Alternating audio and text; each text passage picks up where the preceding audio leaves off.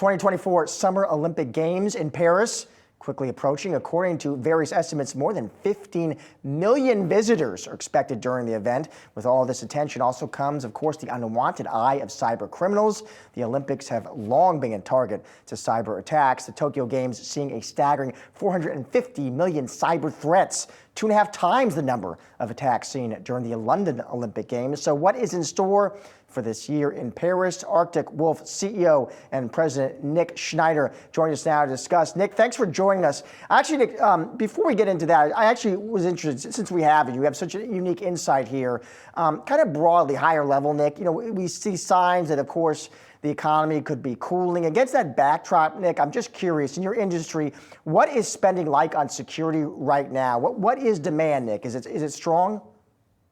Yeah, first of all, thanks for having me. I think cybersecurity is an industry that, unfortunately is constantly in high demand. I think the threat actors are becoming more sophisticated. I think there are new opportunities, particular AI for those threat actors to leverage new techniques with organizations.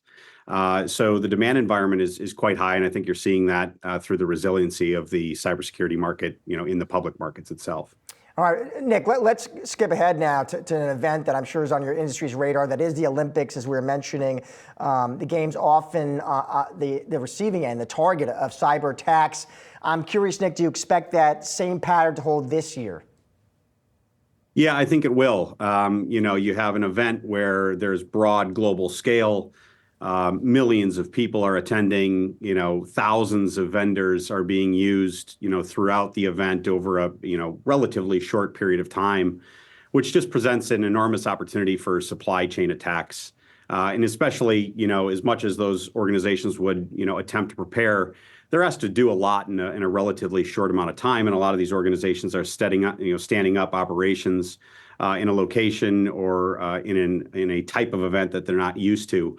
Which just prevents an opportunity for the bad actors. And I think on top of that, with the global stage, some of the geopolitical tensions will come across, more notably, which is an opportunity again for bad actors. And then, I suspect we're going to see some increased use of AI kind of throughout the games, both in the way in which they're kind of presented, but also the way in which they're produced. And that itself will also present a new opportunity, I think, for bad actors throughout this Olympic Games. When you mention bad actors, Nick, who are we talking about there? I mean, are we talking about, is it criminal gangs? Is it rogue states? All the above? All of the above. And I think especially in an event of this scale, of this magnitude, and especially since it involves such a, broad set of organizations or broad set of, countries, you're going to see a mix of kind of all of the above throughout the event itself. And when we talk about the attacks themselves, Nick, what do they look like? What form do they take?